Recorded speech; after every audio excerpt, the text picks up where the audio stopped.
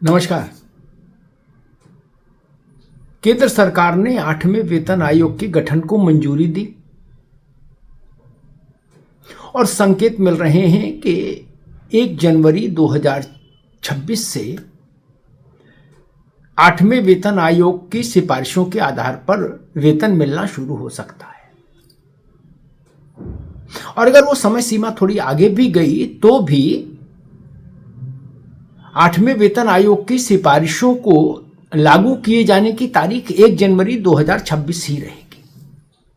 आपने देखा होगा कि वेतन के मामले में वेतन बढ़ोतरी के मामले में कई बार ऐसा होता है कि वेतन एक्चुअली मिलता बाद में है, लेकिन उसका निर्धारण तिथि जो है उसकी वो पीछे होती है, तो बाकी का एरियर मिल जाता है।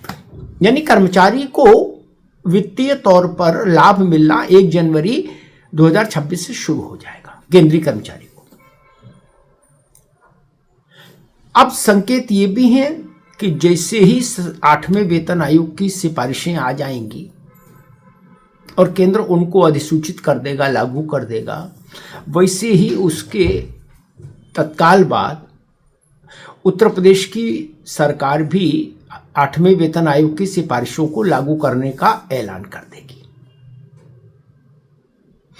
भाजपा शासित जितने राज्य हैं वो इस बात का ख्याल रखेंगे कि यथाशीघ्र 8वें वेतन आयोग की सिफारिशें राज्यों में लागू हो जाए, लेकिन उसमें भी सबसे तत्परता दिखाएगा उत्तर प्रदेश।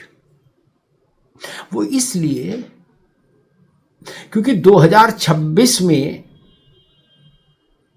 वेतन आयोग की सिफारिशें लागू होने की स्थिति आएगी केंद्र में, और 27 के आरंभ में चुनाव है उत्तर प्रदेश में विधानसभा का। इसलिए उत्तर प्रदेश की सरकार यानी योगी सरकार बिना कोई देर किए उत्तर प्रदेश के राज्य कर्मचारियों को केंद्रीय कर्मचारियों के समतुल्य वेतन देने का ऐलान करेगी। जी हाँ, क्योंकि भारतीय जनता पार्टी को 2027 में उत्तर प्रदेश में चुनाव में जाना है विधानसभा के। अब राज्य कर्मचारियों की संख्या बहुत बड़ी है, उनके आश्रितों को जोड़ दें तो फिर वो वॉल्यूम और बृहद हो जाता है, और फिर पेंशनर्स को भी जोड़ दें राज्य सरकार के, तो फिर वो वॉल्यूम बहुत बहुत बहुत बड़ा हो जाता है। भारतीय जनता पार्टी को लग रहा है कि ये एक मास्टर स्ट्रोक होगा जो अन्य सभी मुद्दों को कमजोर करेगा, जो उस भाजपा के विरुद्ध चल रहे मुद्दे, विपक्षी गठबंधन, विपक्षी दलों के नैरेटिव्स की धार कुंद करेगा। क्योंकि बटुए में पैसा ज्यादा आए, इससे बड़ी कोई बात हो नहीं सकती। व्यक्ति को इससे सुंदर और क्या लगेगा। तो इसलिए संकेत ये मिल रहे हैं कि भारतीय जनता पार्टी शासित सभी राज्य केंद्र के का अनुसरण करेंगे एक चीज, और उत्तर प्रदेश विशेष तौर पर 2026 में जैसे ही केंद्र 8वें वेतन आयोग की सिफारिशें लागू करेगा, उसके तत्काल बाद उत्तर प्रदेश उसको फॉलो करेगा और अपने राज्य कर्मचारियों के लिए 8वें वेतन आयोग के हिसाब से तनख्वाहें देने का ऐलान कर देगा। अब इस स्थिति में फिर बसपा, सपा, कांग्रेस इनके लिए मुश्किल हो जाएगी,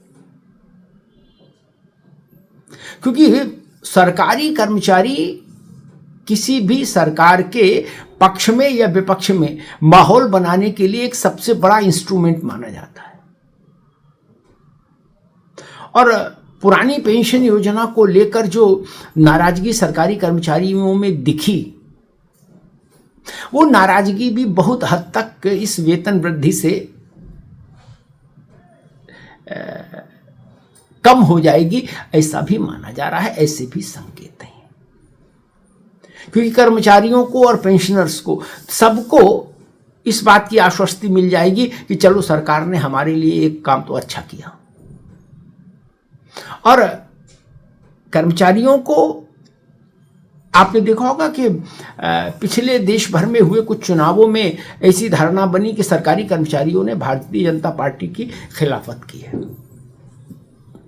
खासतौर पर पोस्टल बैलेट्स में जब भाजपा के वोट कम निकले जगह जगह, तो उसकी व्याख्या यही की गई कि सरकारी कर्मचारी भारतीय जनता पार्टी से नाराज है, उनकी सरकारों से नाराज है।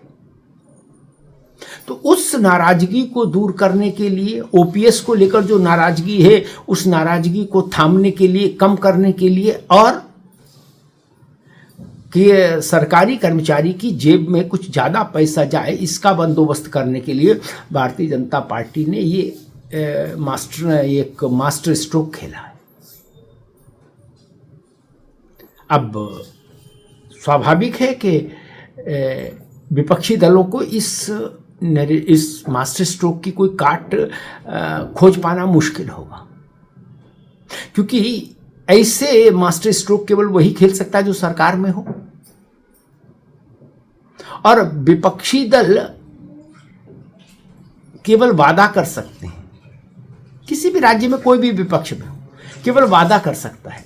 अगर आप सरकार में हैं तो आप देख के बता सकते हैं कि हम ऐसा कर सकते हैं, देखो हमने दे दिया, हमने कर दिया। इस वेतन आयोग के मसले में यही सिद्धांत लागू हो रहा है।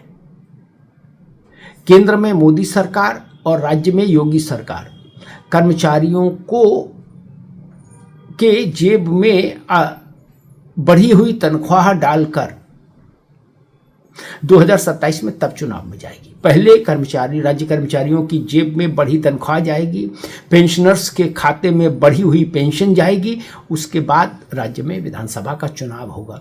इसलिए 2027 के लिए भारतीय जनता पार्टी इस सरकारी फैसले को एक बड़ा टूल के तौर पर इस्तेमाल करने जा रही है, ये तय जानिए। धन्यवाद।